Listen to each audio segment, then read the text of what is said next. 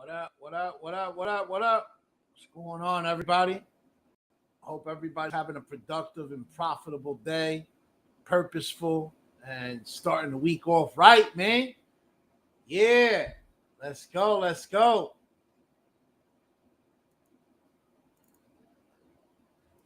About to get it popping, man. Gonna give everybody some time to jump on. Make sure you drop in where you chiming in from, what city, what state, where you coming in from. You coming from the basement, you coming from your house, you coming from your business, your car, wherever you at, man. Drop it. Represent where you're from, all that good stuff, man. Make sure you drop your name so I know who's chiming in. And man, let's get it ready to get it popping, man. Momentum Monday. Momentum Monday, man. If you ain't got no momentum going to Monday, oh man, you got a big problem coming in this week, man. You got to start the week off right. You got to start your week off going at full throttle, man. Can't come into this shit half-assed. It ain't going to get you nowhere, man. Drop in, man. Drop in. Let me know where you coming in from, man. What city, what state, all that good stuff. Where you repping from, what country. Show some love in the chat, man. I'm going to give everybody about a minute to jump on before we get started. And, man, I got something special for y'all today, man. We going to get it in. Looking forward. Been waiting all weekend to drop this, man. All weekend what's been on my heart and been on my mind, man. And I wanted to share it with y'all and give y'all some framework here and understanding of what this process is going to be, man, because we about to get it in, man. For real, for real. Y'all going to love it.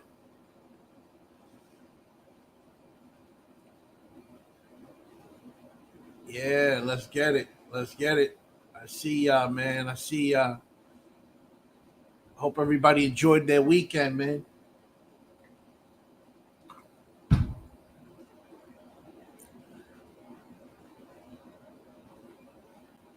Let's get it in. Let's get it in. Today is the Monday mentality, man. Let's go. The source beyond the strategy, man. Why spirituality is your edge. Yeah, we're going to touch on spirituality today, man. Hope y'all are ready.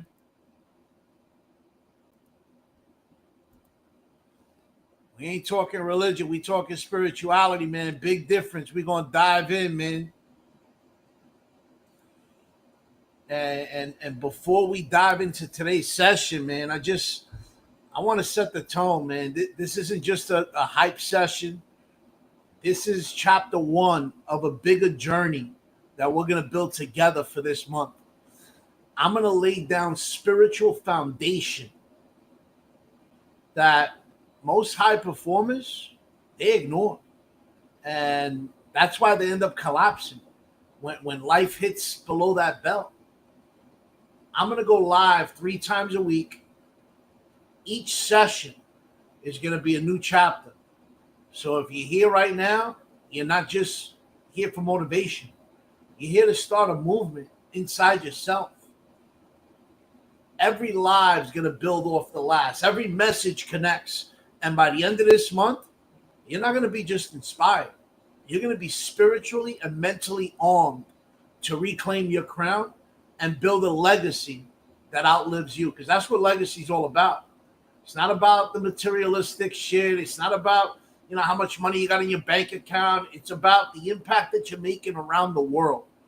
How are you lifting people off their feet? So if you're ready to stop performing and start embodying, DM me the word legacy and let's start building together, y'all. Let's get it popping. Because everybody wants to be unstoppable. They want to create this secret source to dominate the boardroom and crush their goals and live untouchable. But here's what they don't realize. Your real edge, it ain't strategy. It ain't your network, your hustle, your brand. Your real edge is your spiritual foundation.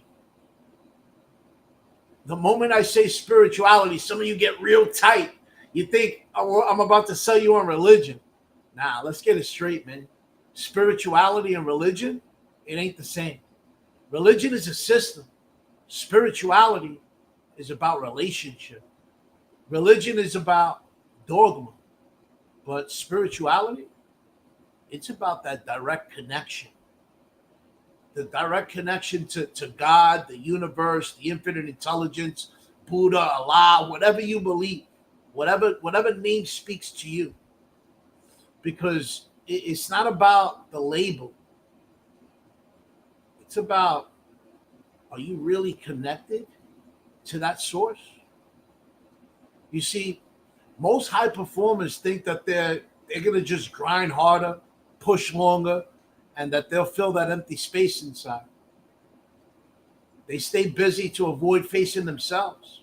They think that they're building some empire, but they're really building a prison cell with a penthouse view. You ever wonder why some of the most successful people in the world are miserable? Why they win awards and still feel worthless when they lay in bed alone? I mean, just for famous people alone, the list goes on and on, right? I mean, Robin Williams, Michael Jackson, Elvis Presley, Michael K. Williams, Whitney Houston. That's just naming a few. And what about the average billionaire that's out there that we don't hear about, that's miserable inside? Why? Because something's missing inside. And they end up taking their life. It's because they built castles on sand. They were spiritually bankrupt, trying to buy peace with more noise. I know because I lived that life. I went from Park Avenue to Park Bench. At 25 years old, I'm on top of the world. 7 figures, sharp suits, fast cars, VIP tables. I was that dude, the one that everybody looked at and thought, he's got it all. He got it together. But behind that shine, I was rotting inside.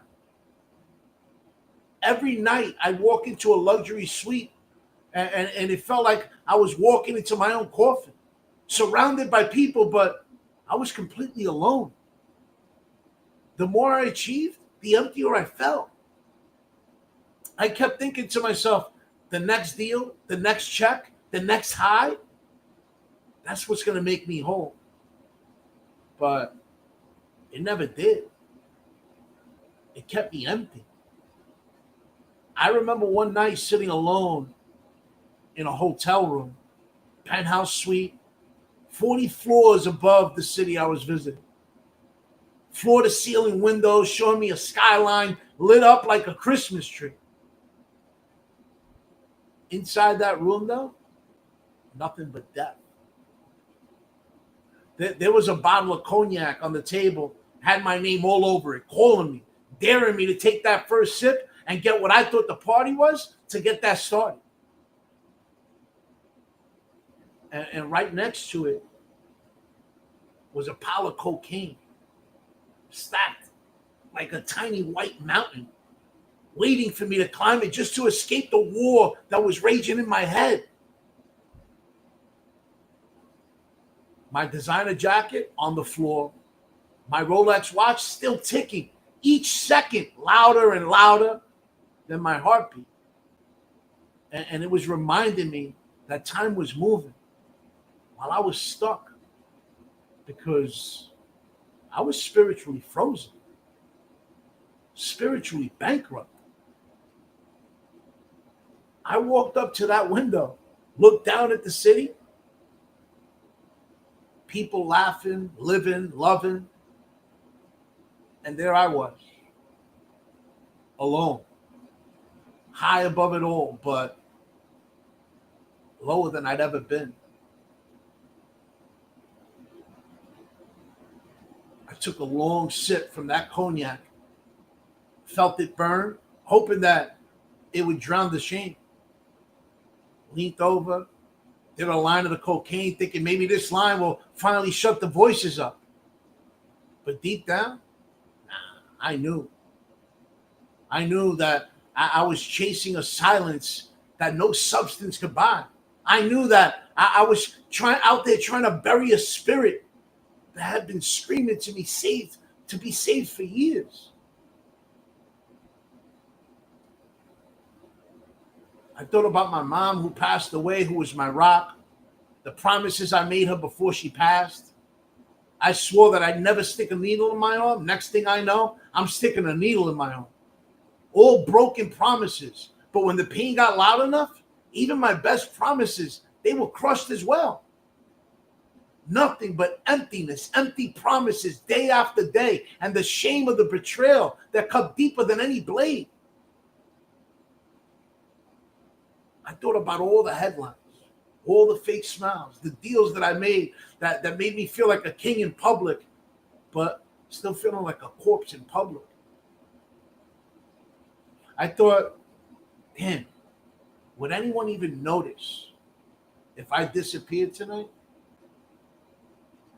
Or would they just move on to the next success story? That night in that hotel room, man, that shit wasn't no celebration. There was no party going on. It was a fucking funeral. A funeral for my soul. And I was the only one in attendance. How fucking sad is that? I remember my hands literally shaking. Not from withdrawal, but from the truth finally ripping through the lies. The truth that I had everything money could buy. And yet, I had nothing left inside. I dropped to my knees on that cold marble floor. No words, no prayer, just raw, animal-like sobs. The kind that empty you out so deeply that you forget where you are. I didn't want to die, but I didn't know how to live anymore. I didn't want to keep running, but I didn't even know where home was anymore. That was my real rock bottom. Not the overdoses, not the hospital stays. That moment in that suite, face to face with myself and God.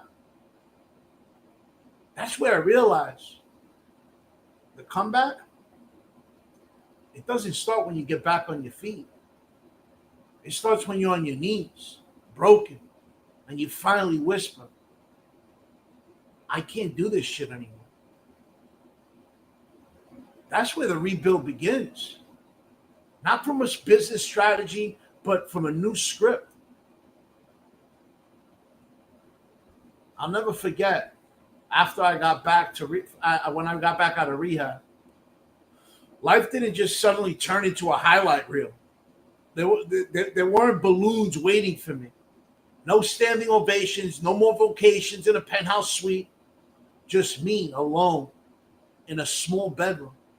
4 walls, a bed, and my thoughts.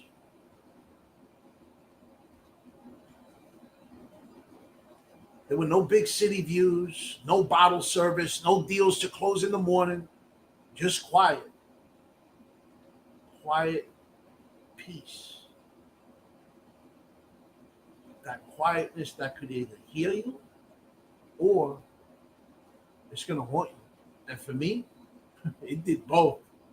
I remember those first mornings waking up. Some days I didn't even want to move.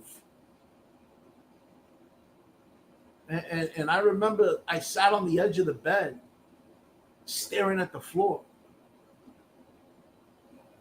And I kept wondering to myself, man, did I do so much self-destruction in my life where it's beyond repair?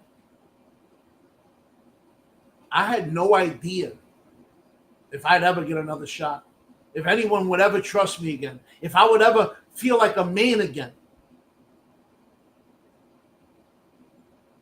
But every morning, I made a choice. That choice was get up anyway, pray anyway, move anyway.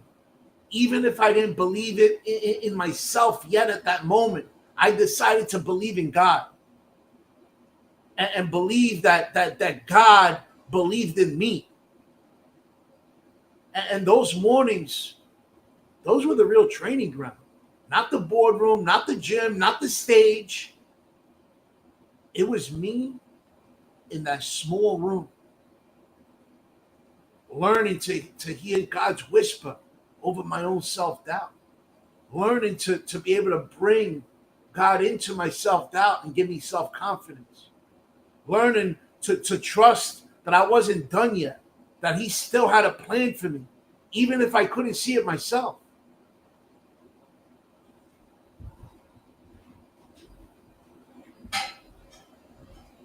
My bad, I gotta charge my laptop, y'all. So, man, I mean, I started to rebuild my identity. I mean, piece by piece. No audience, no applause, just sweat, prayer, and 1,000 small promises to myself that no one else saw. That's where I learned that the real foundation of legacy isn't it ain't built in public. It's really forged in private, in those lonely battles when nobody else is watching, in the silent mornings when it's just you and God.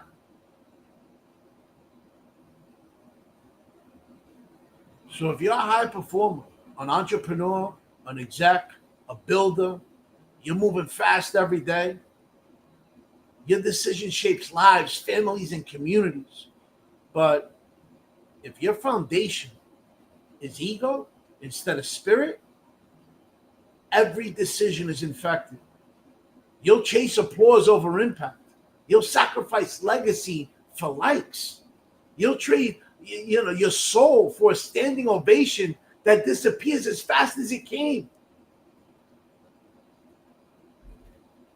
But when you're spiritually aligned, oh man, you start moving with conviction, not just confidence. You start making decisions from guidance, not fear. You stop performing and you start embodying.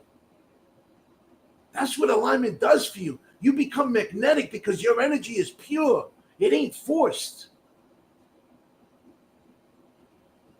I'll give y'all some spiritual principles to live and lead by. The first one, surrender to something greater than yourself, something that you know will help you unlock your fullest potential. Surrender doesn't mean quitting, it means stepping out of your own way so that something greater than yourself could move you. It means, man, I'll never forget, I had to let go of the illusion of control, the idea that I could strategize my way to salvation. I learned to trust even those setbacks because those setbacks are part of a divine setup. I believe God put those setbacks in front of me so that I could get stronger spiritually, so that I could overcome those setbacks and become the best version of myself that I could be.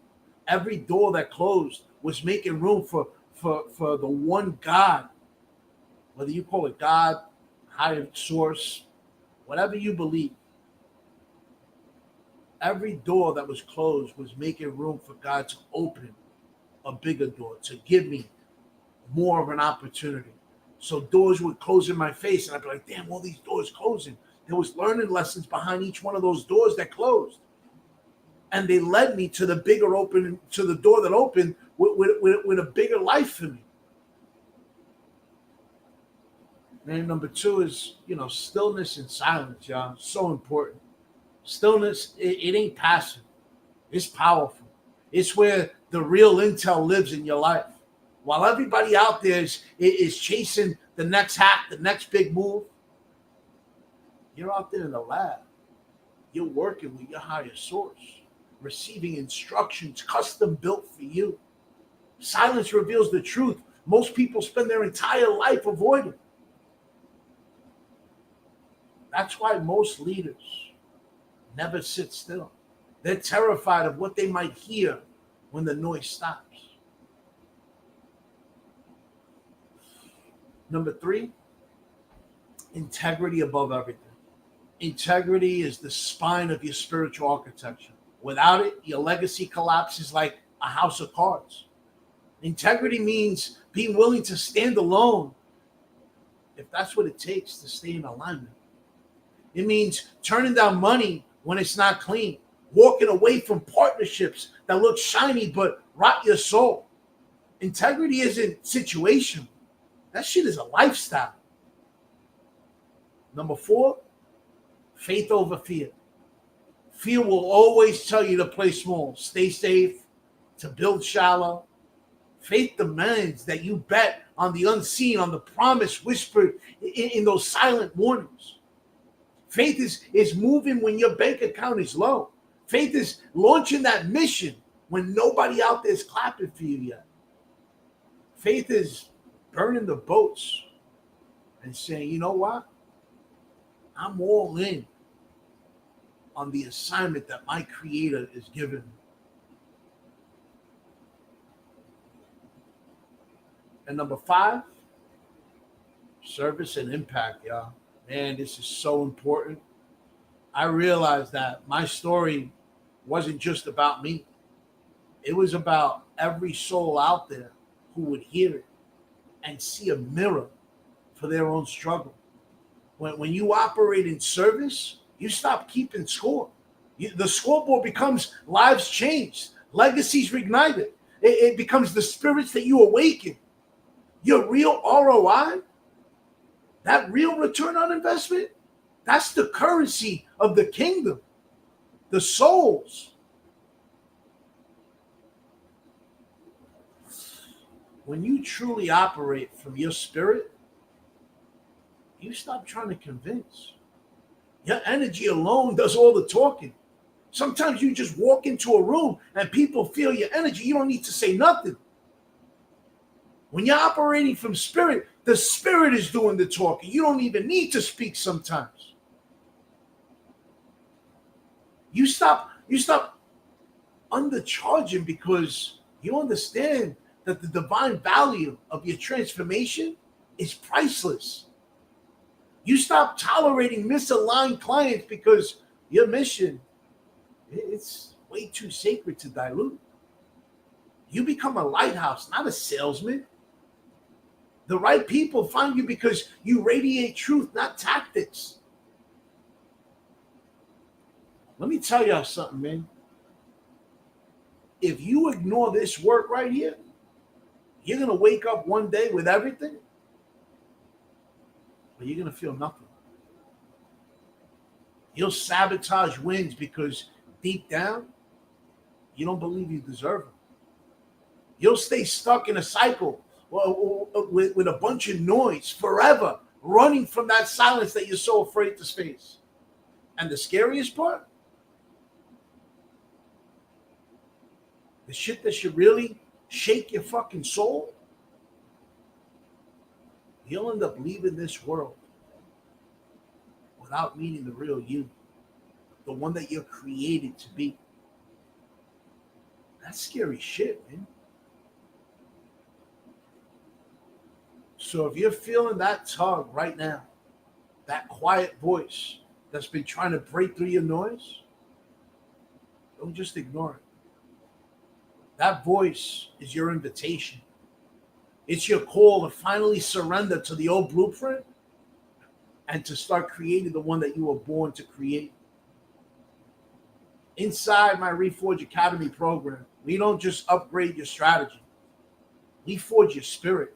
We break the mask, rebuild the foundation, and help you rise as a leader that your higher source always saw you as, what your higher source created you as. No more hiding behind performance, no more money, no more numbing, busy work. No more chasing empty wins that keep you spiritually starving. If you're ready to stop running and start truly leading, DM me the word reforge. Not today. My bad. Not tomorrow. Not when it's convenient, but today. Now. Because the longer you wait, the more your soul pays the price. DM me the word reforge. And let's start building a legacy that can't be broken. A kingdom, not a cage. Huge difference. You don't want to live in a fucking cage. And when you're not tapped into that higher source, you're living in a fucking cage. You're living in a prison. You want to live in a prison or you want to live in a kingdom? Tonight, before you pass out, scrolling away on your phone and rotting your brain, put the fucking phone down for a minute. Turn the lights off and sit in silence. And ask yourself, who am I when the applause stops? What assignment am I running from when that applause stops? Am I building an ego that's monumental or a legacy that's aligned with my higher source? And I want you to feel the answers break you open. Because that pain, that ain't punishment. That's your invitation to freedom. The strategy is the sword, but the spirit, that's the hand that wields it. Without the hand, the sword is nothing but shiny metal. It's time to stop performing and start embodying. Stop building your ego's empire and start building the kingdom your higher source designed you for. I love y'all for being here, man. If you're ready to do this and take this next step, DM the word reforge, REFORGE. And let's build something that no storm out there could destroy. Stay purposeful, y'all. Let's get it. See y'all on Wednesday, man. Same time, same bat channel, same all that. Let's get it popping, y'all. Enjoy your week.